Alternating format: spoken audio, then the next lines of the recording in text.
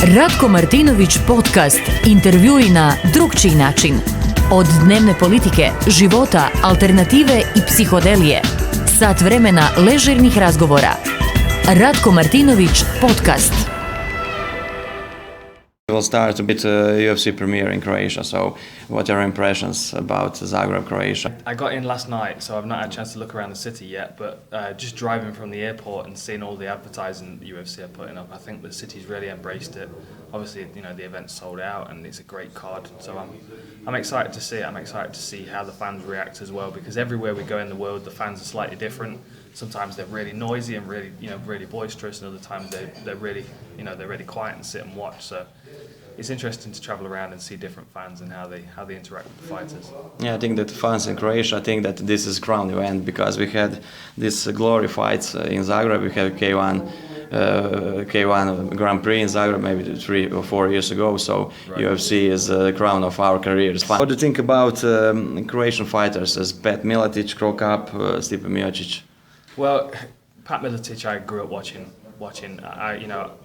I learned so much from watching Pat Miletic, because he was really one of the first complete mixed martial artists. You know, he could do everything. And then obviously he went on to train generations afterwards, the Miletic fighting systems that inspired. And now you are colleagues. Yeah, exactly. Yeah, he's very, very good. He's a very intelligent guy. Krokop, a legend of the sport. I used to love watching his fights in Pride, especially given the fact that I'm left-footed, and my left head kick was always a major weapon. Hospital and cemetery. yeah, exactly. I don't kick quite as hard as him though. And I commentated his last fight against Gabriel Gonzaga, which was a huge honour for me. And I've actually prepared other fighters for him. When Frank Mir fought Krokop and when Roy Nelson fought him, I was Krokop, keep throwing the head kick. So I've studied him a lot. And I think Stipe Miocic is one of the top 3 heavyweights in the world. I can see him holding the belt in the near future. Now you think that he can beat Fabricio Verdum? I do. I really do. I think he has. I think that he is maybe some kind of mismatch for Verdum because of. He's not a good matchup for him. He has very good boxing skills. Obviously, a Golden Gloves champion. And his wrestling background as well. I think that will be enough to keep the fight on the feet. Verdum doesn't have a great wrestling game. He doesn't have good takedowns. You know, you'll see him in the Mark Hunt fight. You could see him pretending to get knocked down to try and get Mark Hunt to come to the ground with him. Stipe's too smart for that. He's too intelligent. He will use his wrestling to keep the fight standing. And although Fabricio Verdum's got very good Muay Thai, the boxing skills of Miocic are second to none. And Stipe's tactics and cardio improved in the last 4 or 5 years. So, yeah.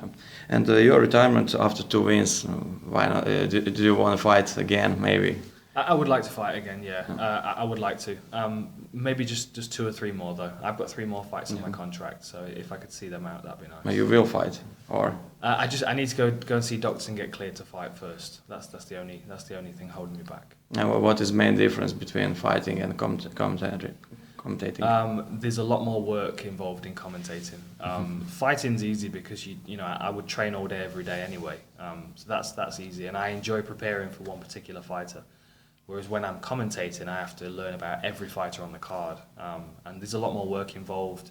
But at the same time, it's nice to be around during fight week and just kind of hang out and see the fighters and talk and not be distracted by my own fight. So I like both, but commentary's taken a lot more work to get into. What is this connection between spirituality and MMA fighters?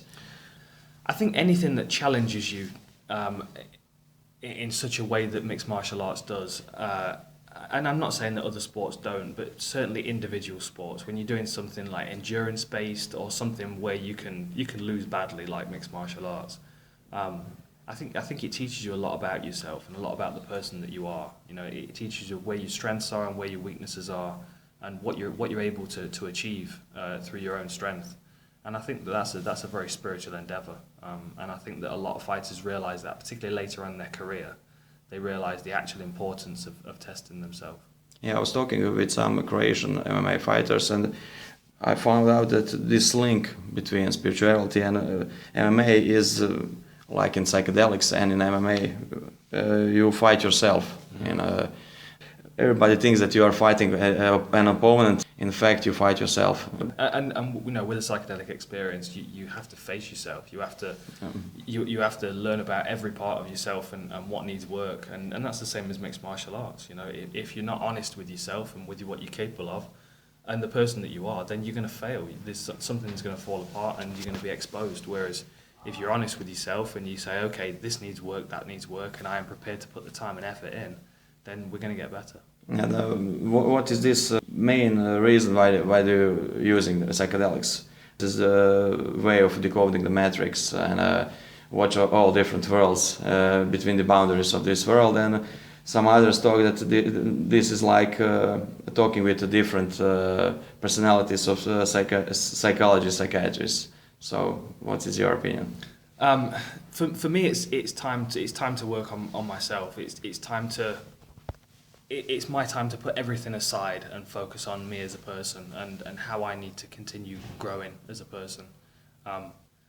You know, every day we get up and we interact with people, we have different interactions with people, and they make us feel or act differently. And a lot of the time we don't understand that due to, you know, things that we've learned throughout our life. We're very easily programmed as humans. We're very much like computers. You know, if we have experiences early on in life, they affect decisions we make later on. And we don't even realize that they're affecting our decisions.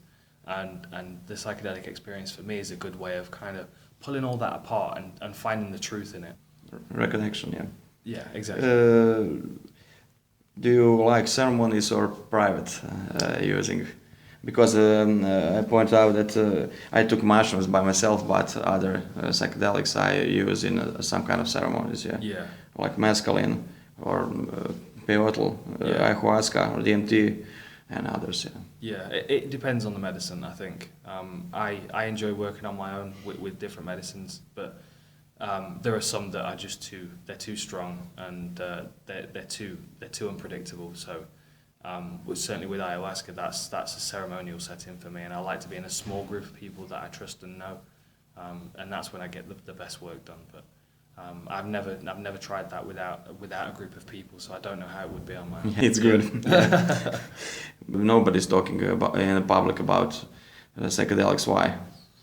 I think people are afraid. I think people don't know how it's going to be received. I mean, there is a risk, certainly when you're in Joe Rogan's position. You know, Joe's in a fortunate situation where he can generate money by being himself. You know, he's a good comedian. He's a smart guy. His podcast is doing very well, so that gives him some freedom in what he talks about. But there are a lot of people out there in regular jobs. You know, politicians and school teachers and people that work for different services, the police and fire services and that, they have strong opinions on psychedelics and on that movement, but they just can't share them. And it's sad. I think that you know, slowly as more people start to speak out about their experiences, they'll become, you know, people will start to respect them more and start to realize that it's not a crazy party thing, and we're not just trying to get crazy, you know. Yeah, many people you are using it because I run a TV show with politicians and I talk with them after the show, and I talking to them about psychedelics,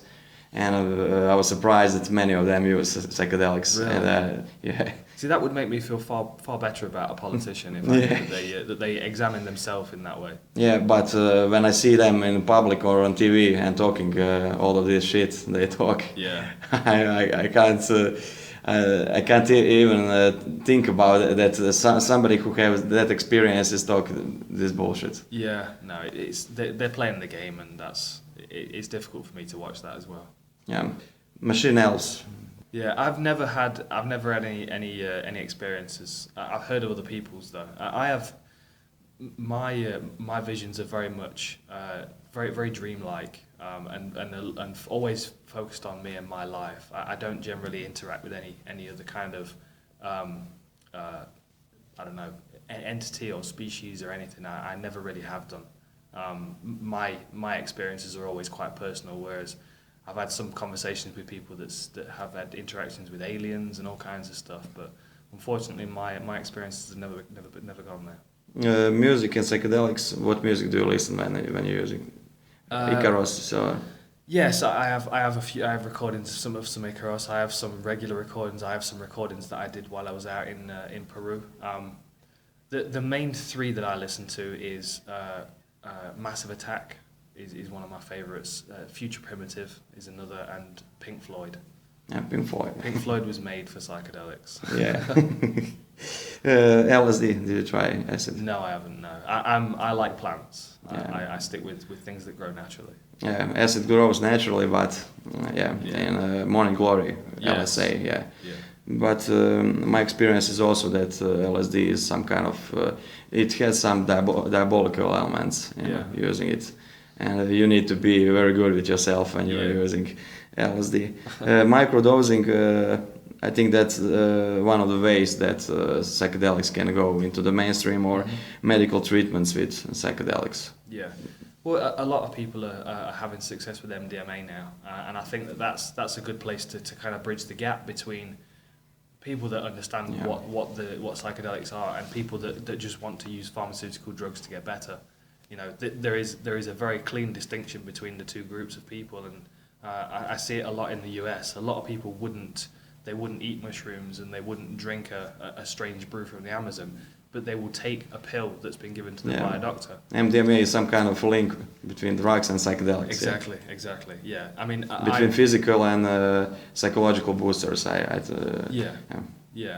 think that I think after MDMA, I think mushrooms is the next stage. I think that mushrooms are the medicine that changes the world because they're so accessible. They can grow anywhere.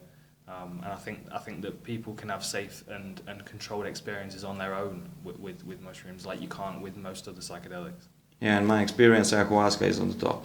Yeah, that's the most powerful for sure. Yeah, and the last question, I read maybe on Wikipedia that you are agnostic, and you are using psychedelics.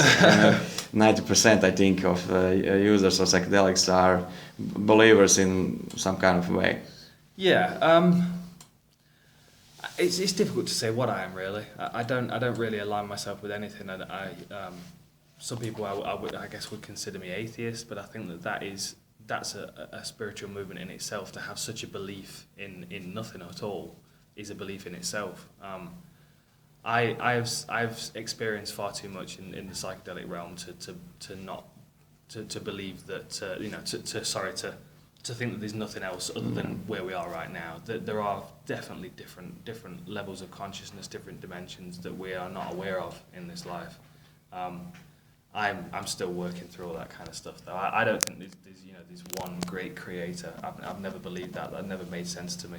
I believe that there's possibly an algorithm that people would consider to be God, like like a mathematical equation, basically, that's responsible for how things develop in the universe. But I've never been invested in any kind of religion. I've always been quite turned away from religion and how limiting and restrictive it is. And even with psychedelics, people turn psychedelics into a religion. I see it quite a lot in ceremonies. People have the right clothes and they have all the right trinkets and stuff. And I don't know. I think spirituality is within everybody, and I don't think that we need to look outside of ourselves for it. Yeah, I agree. Thank you very much. Thank you. Ratko Martinovic podcast. Intervjui na drugčiji način. Od dnevne politike, života, alternative i psihodelije. Sat vremena ležernih razgovora. Ratko Martinovic podcast.